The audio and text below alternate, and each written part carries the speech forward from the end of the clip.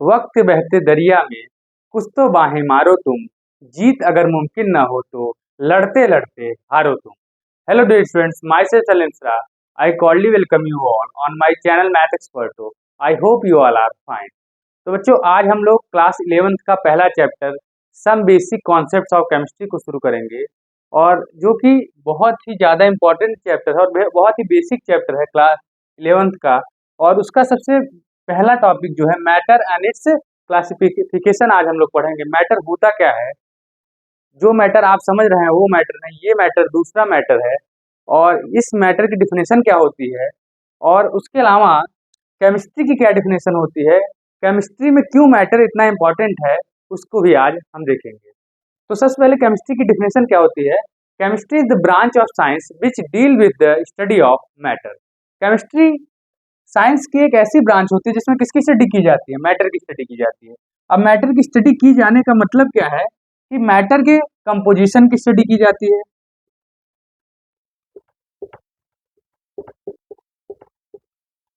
अब कंपोजिशन मतलब मैटर किन किन चीजों से बना हुआ है। दूसरी चीज, मैटर की प्रॉपर्टीज की स्टडी की जाती है।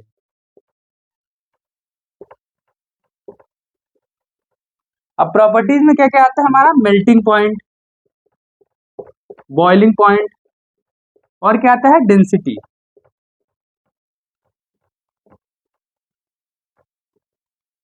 और तीसरी चीज, एक मैटर का दूसरे मैटर के साथ इंटरेक्शन की भी स्टडी की जाती है।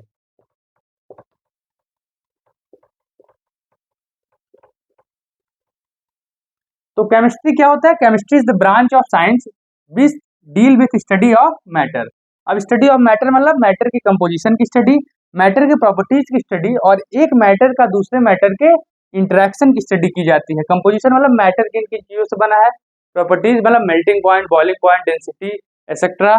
उसके अलावा interaction of one matter with other matter, इन तीनों चीज की स्टडी की जाती है। तो हम लोग केमिस्ट्री की डिफिनेशन क्या होती है, कोई हमसे पूछे तो हम बता सकते हैं कि केमिस्ट्री क्या होता है और क्यों केमिस्ट्री में मैटर इंपॉर्टेंट है और मैटर होता क्या है। आइए हम लोग देखते हैं कि मैटर होता क्या है।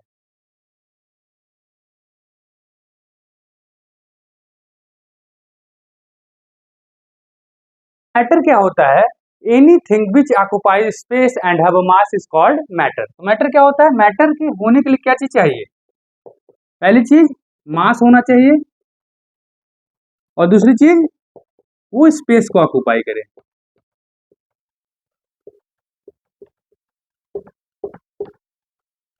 Anything which occupies space and have a mass is called matter. जो भी चीजें स्पेस को ऑक्युपाई करें और जिनके पास मास हो उन्हें क्या कहते हैं, मैटर कहते हैं। एग्जाम्पल, आप जिस फोन से ये लेक्चर देख रहे हैं वो भी क्या है, मैटर है। आप जिस नोटबुक में लिख रहे हैं वो भी क्या है, मैटर है, नोटबुक हमारी। आप जिस पेन से लिख रहे हैं वो में भी मैटर है, ये पेंसिल।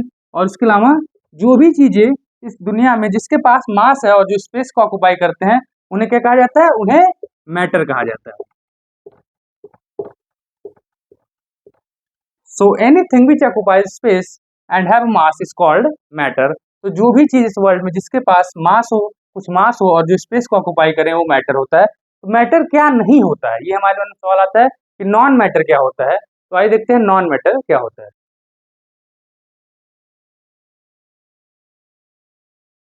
अब नॉन मैटर में क्या क्या चीजें आती हैं, जैसे हमारी फीलिंग्स हो गया, किसमें आते हैं, नॉन मैटर में। और फीलिंग्स में क्या क्या, लव। क्या आपने कभी सुना है कोई कहता है कि आपको मुझसे 2 किलो प्यार है, 3 किलो प्यार है, तो लव क्या होता है, नॉन मैटर होता है, क्योंकि लव के पास न तो स्पेस होता है न वो मास को ऑक्युपाई करता है। तो इसीलिए लव क्या है, नॉन मैटर में आता है। अब जहां प्यार है वहां क्या होगा, गुस्सा तो होगा ही, तो एंगर भी क्या होगा, नॉन मैटर। और अगर हम प्यार करते हैं तो क्या खराब होता है, टाइम हमारा खराब होता है, तो क्या टाइम भी क्या होगा, नॉन मैटर। उसके साथ साथ अगर हम प्यार किए तो उसमें क्या होता है, हमारा माइंड कभी कभी डिप्रेस भी हो जाता है, तो डिप्रेशन में क्या होता है, नॉन मैटर में आता है। तो लव, एंगर, टाइम, डिप्रेशन, मतलब जो भी फीलिंग्स हमारी होती हैं वो भी किस में आती हैं, नॉन मैटर में। जो anything which does not occupy space and does not have a mass is called non matter. तो नॉन मैटर होने के लिए क्या है, no mass and no space occupied, वो किस में आते हैं, वो हमारे नॉन मैटर में आते हैं, जैसे love, anger, time, depression etcetera. Hate भी हमारा आता है, ठीक, हेट नफरत, ये सब किन में आते हैं, नॉन मैटर में आते हैं। तो आज हमने मैटर और नॉन मैटर की डिफिनेशन देखी जो कि बहुत ज़्यादा इंपॉर्टेंट है, और ये चैप्टर क्लास 11 का बहुत इंपॉर्टेंट है, क्योंकि इस चैप्टर में ऐसी टर्मिनोलॉजी का यूज किया गया है जैसे एटम्स, मॉलिक्यूल्स, एलिमेंट्स, कंपाउंड्स, क्योंकि अगर आप केमिस्ट्री पढ़ेंगे, जब भी केमिस्ट्री पढ़ेंगे तो इन टर्म्स को आना जो है कंपलसरी है। तो इन टर्म्स की सही डिफिनेशन और सही से समझना बहुत ही जरूरी है। बुक में जो भी डिफिनेशन दी हुई है वो उसके साथ साथ वो होते क्या हैं उनको बहुत डीपली समझना बहुत जरूरी है।